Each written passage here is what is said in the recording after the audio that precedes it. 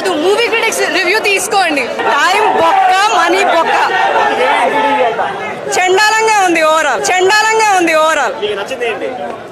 ఏది నచ్చలేదు.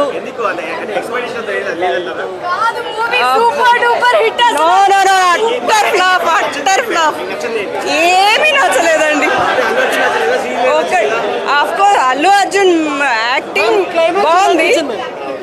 క్లైమాక్స్ ఎక్కడ ఉందండి, ఇంకా లాగుతానే ఉన్నారు. అందుకే ఉందంట.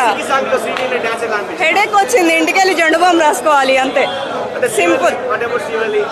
యాక్చువల్గా వైఫ్ అండ్ హస్బెండ్ ఆ రిలేషన్ అది ఒక్కటి బాగా పెట్టారు, కానీ అదర్వైజ్ మూవీ అంతా చెత్త చెత్త. అబ్బో, స్టోరీ లేదు, టైం బొక్క, మనీ బొక్క. ఎందుకు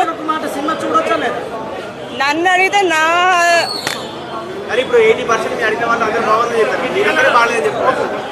అంటే నా వర్షన్ నేను చెప్తున్నాను కదా, నాకు నచ్చలేదు.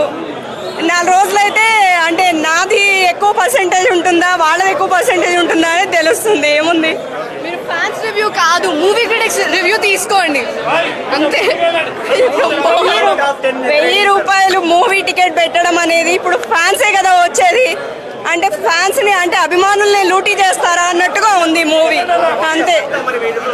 మీరు ఇంకొకళ్ళని తీసుకోండి, అదిగో వాళ్ళు ఆశపడుతున్నారు, వాళ్ళని తీసుకోండి. సారీ,